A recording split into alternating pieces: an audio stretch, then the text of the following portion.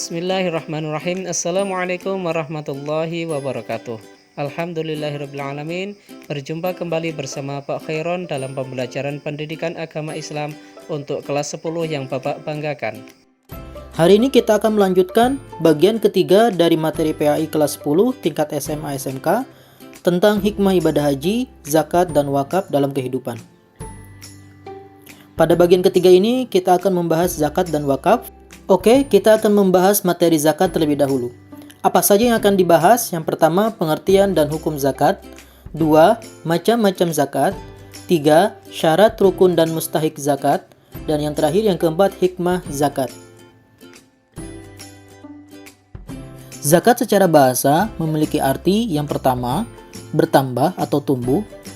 Karena Ali bin Abi Thalib pernah berkata, ilmu itu akan bertambah dengan diinfakkan. Arti kedua yaitu mensucikan, ada pada Quran Surah Syams ayat 9, sesungguhnya beruntunglah orang yang menyucikan jiwa itu. Arti ketiga, artinya yaitu yang lebih baik, ada pada Quran Surah Al-Kahfi ayat 81, dan kami menghendaki supaya Rabb mereka mengganti dengan anak yang lebih baik kesuciannya. Sedangkan zakat secara istilah adalah pemberian yang wajib diberikan dari harta tertentu menurut sifat dan ukuran kepada golongan tertentu. Adapun hukum zakat, zakat di dalam Al-Quran telah ditetapkan berhukum wajib. Salah satunya ada pada Quran Surah Al-Baqarah ayat 43. A'udzu billahi minasy syaithanir rajim. Bismillahirrahmanirrahim. وَأَقِيمُوا الصَّلَاةَ وَآتُوا الزَّكَاةَ وَارْكَعُوا مَعَ الرَّاكِعِينَ. Selanjutnya kita akan membahas macam-macam zakat. Zakat terbagi menjadi dua. Yang pertama ada zakat fitrah, yaitu zakat yang wajib dikeluarkan orang Islam menjelang Idul Fitri pada bulan Ramadan. Adapun besar takaran zakat ini setara dengan 3,5 liter atau 2,7 kg makanan pokok yang ada di daerah bersangkutan, seperti beras, gandum, dan sejenisnya. Zakat yang kedua yaitu zakat mal. Zakat harta yang wajib dikeluarkan seorang muslim sesuai dengan nisab dan haulnya. Zakat jenis ini melahirkan banyak jenis zakat yang lain, diantaranya ada zakat penghasilan, perniagaan, pertanian, peternakan, pertambangan, harta temuan, tabungan, emas, perak, dan lainnya.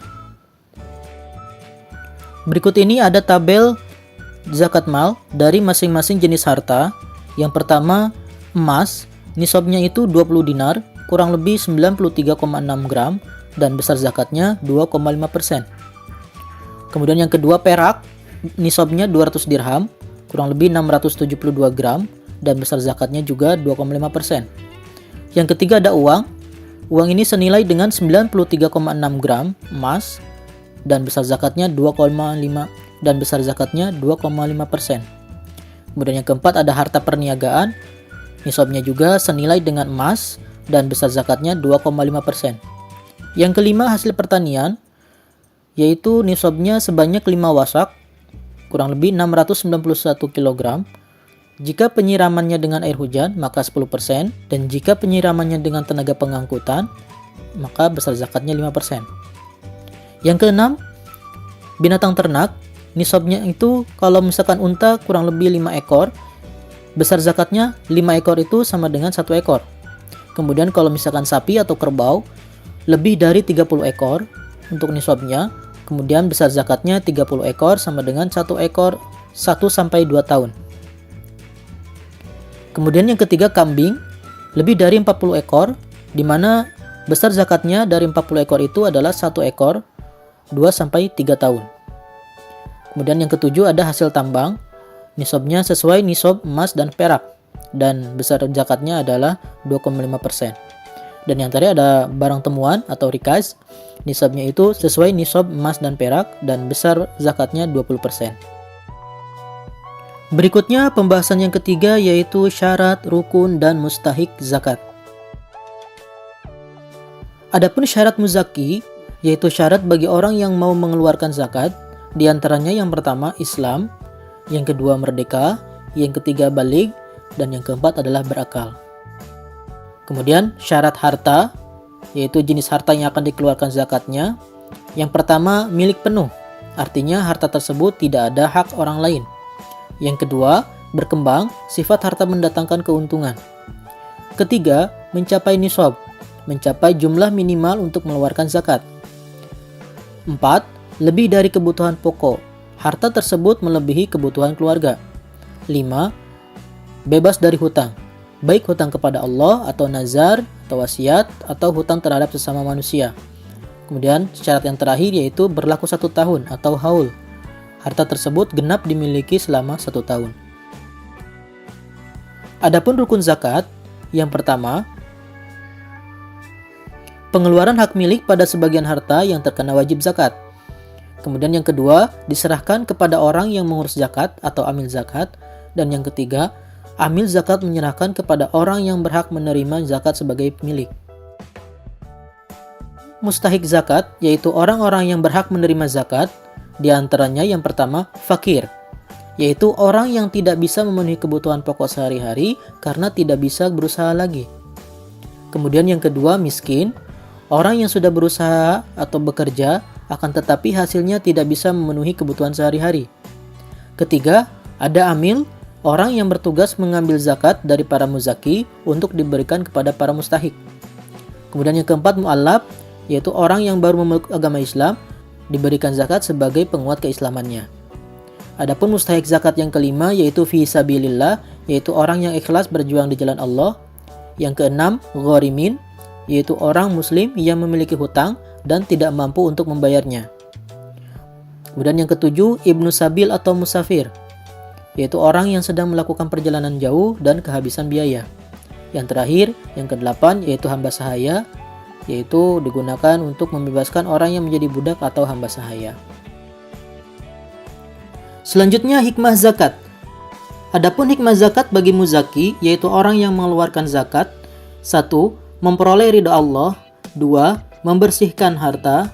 3. Memelihara harta lebih barokah. Dan 4. Wujud syukur atas karunia yang diberikan oleh Allah.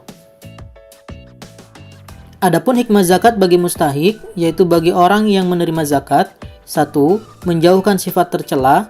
2. Mengurangi kemiskinan. 3. Sebagai penyemangat untuk berusaha. Berikutnya, materi tentang wakaf. Pembahasan meliputi 1. Pengertian dan hukum wakaf. 2. Rukun dan syarat wakaf. 3. Harta wakaf dan pemanfaatannya. 4. Fungsi, manfaat, dan hikmah wakaf. Pengertian wakaf secara bahasa memiliki arti yang pertama, al-habs, menahan.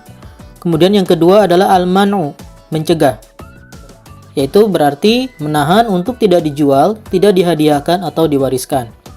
Adapun pengertian secara istilah, wakaf adalah suatu ungkapan yang mengandung penahanan harta miliknya kepada orang lain atau lembaga dengan cara menyerahkan suatu benda yang kekal zatnya untuk diambil manfaatnya oleh masyarakat. Adapun hukum wakaf yaitu sunnah, di mana wakaf ini sebagai amalia sunnah yang sangat besar manfaatnya bagi wakif, yaitu sebagai sedekah jariyah. Sebagaimana dalam firman Allah Quran Surah Ali Imran ayat 92. A'udzu billahi minasy syaithanir rajim. Bismillahirrahmanirrahim. Lan tanalul birra hatta tunfiqu mimma tuhibbun wa ma tunfiqu min syai'in fa innallaha bihi alim. Kemudian hadis riwayat Bukhari Muslim, an Abi Hurairah anna Rasulullah qala idza matal insanu inqata'a amaluhu illa min thalathin shadaqatin jariyatin au ilmin yunfa'u bihi au waladin salihin yad'u lahu. Dari Abu Hurairah bahwa Rasulullah Shallallahu alaihi wasallam bersabda, apabila seseorang meninggal, maka amalannya terputus kecuali dari 3 perkara: sedekah jariyah, ilmu yang bermanfaat, atau anak soleh yang mendoakannya. Hadis riwayat Bukhari Muslim. Selanjutnya, rukun dan syarat wakaf. Rukun wakaf yang pertama yaitu al-wakif. orang yang berwakaf. Kedua, al-mauquf, benda yang akan diwakafkan. Ketiga, al-mauquf alaihi, yaitu orang yang menerima manfaat wakaf, baik perorangan maupun kelompok, yang disertai tugas untuk mengurus dan memelihara barang wakaf, atau disebut dengan nazir. Rukun yang keempat yaitu sigot, lafaz atau ikrar wakaf. Selanjutnya syarat wakaf. Adapun syarat wakaf untuk al-wakif bagi orang yang mau mewakafkan harta benda, yang pertama, memiliki secara penuh harta itu, artinya dia merdeka untuk mewakafkan harta itu kepada siapapun yang ia kehendaki. Kedua, berakal, tidak sah apabila wakaf orang bodoh, orang gila, atau orang mabuk. Ketiga, baligh. Yang keempat, mampu bertindak secara hukum atau rasyid. Berikutnya syarat al-mauquf. Yang pertama, barang yang diwakafkan itu harus barang yang berharga. Kedua, harta yang diwakafkan itu harus diketahui kadarnya. Jadi, bila harta itu tidak diketahui jumlahnya atau majhul, maka pengalihan milik pada ketika itu tidak sah. Ketiga, harta yang diwakafkan itu pasti dimiliki oleh orang yang berwakaf atau wakif. Keempat, harta itu harus berdiri sendiri, tidak melekat kepada harta lain atau muparuzan, atau disebut juga dengan istilah ghairu sa'i. Kemudian ada syarat al-mauquf alaihi. Terbagi menjadi dua. Yang pertama muayyan, yaitu jelasnya orang yang menerima wakaf, apakah seorang, dua orang, atau satu kumpulan yang semuanya tertentu dan tidak boleh diubah. Syaratnya adalah orang yang boleh memiliki harta, di antaranya orang muslim, merdeka, kafir zimni, atau non-muslim yang bersahabat. Kedua, ghairu muayyan, yaitu tempat berwakaf itu tidak ditentukan secara terperinci, umpamanya untuk orang fakir, miskin, atau tempat ibadah, dan lain-lain. Adapun syaratnya yaitu orang yang akan menerima wakaf itu hendaklah dapat menjadikan wakaf itu untuk kebaikan, yang dengannya dapat mendekati diri kepada Allah SWT dan hanya ditujukan untuk kepentingan Islam saja. Berikutnya syarat sigot. Yang pertama, ucapan tersebut harus mengandung kata-kata yang menunjukkan kekalnya atau ta'bid. Tidak sah wakaf kalau ucapan dengan batas waktu tertentu.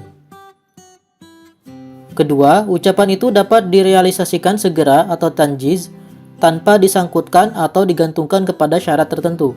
Ketiga, ucapan tersebut bersifat pasti. Yang keempat, ucapan tersebut tidak diikuti oleh syarat yang membatalkan. Pembahasan selanjutnya yaitu harta wakaf dan pemanfaatannya. Pertama, wakaf benda tidak bergerak. Di antaranya 1. Hak atas tanah sesuai dengan ketentuan peraturan perundang-undangan yang berlaku, baik yang sudah maupun yang belum terdaftar. Kedua, bangunan atau bagian bangunan yang berdiri di atas tanah. Ketiga, tanaman dan benda lain yang berkaitan dengan tanah. Keempat, hak milik atas satuan rumah susun sesuai dengan ketentuan peraturan perundang-undangan dan pengeluaran hak milik pada sebagian harta yang terkena wajib zakat. Kemudian yang kedua ada wakaf benda bergerak. Di antaranya wakaf uang dilakukan oleh lembaga keuangan syariah yang ditunjuk oleh Menteri Agama.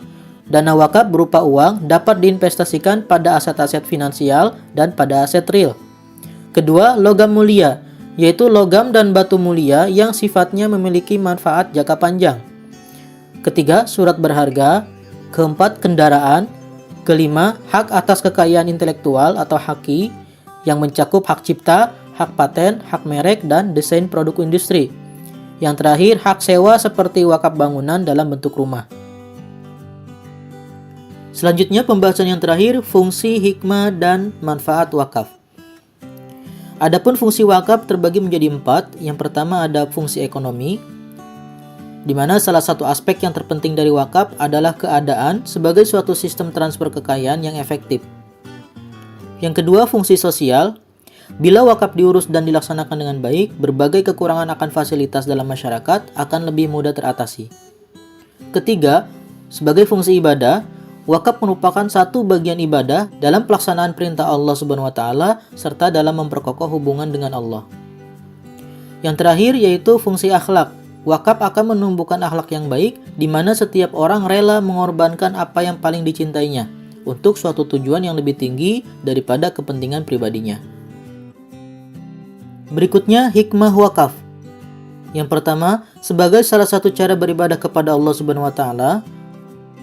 Kedua, membuka jalan bagi orang yang beriman yang gemar berwakaf dan berlomba-lomba dalam amal kebajikan dan mengharapkan pahala. Ketiga, memberi pahala yang berkelanjutan kepada al-wakif selepas kematian selagi harta wakaf tersebut kekal dimanfaatkan. Keempat, untuk kebaikan Islam seperti membina masjid, tanah perkuburan, dan sebagainya. Yang kelima, membantu beban orang fakir dan miskin serta anak yatim. Selanjutnya, manfaat wakaf. Adapun manfaat wakaf bagi masyarakat, diantaranya menghilangkan kebodohan dan mencerdaskan umat, mengurangi tingkat kemiskinan, menstimulasi kemajuan dan kesejahteraan umat. Manfaat wakaf bagi dunia pendidikan diantaranya membantu masyarakat yang kekurangan buku sekolah, membantu pembangunan sekolah. Kemudian manfaat wakaf bagi pemerintah yaitu membantu dalam pembangunan jalan. Alhamdulillah, cukup sekian pembahasan bagian ketiga dari materi hikmah ibadah haji, zakat, dan wakaf dalam kehidupan. Kita akhiri dengan membaca doa kafaratul majlis. Bismillahirrahmanirrahim. Subhanakallahumma wa bihamdika asyhadu an la ilaha illa anta astaghfiruka wa atubu ilaik. Sekian, assalamualaikum warahmatullahi wabarakatuh.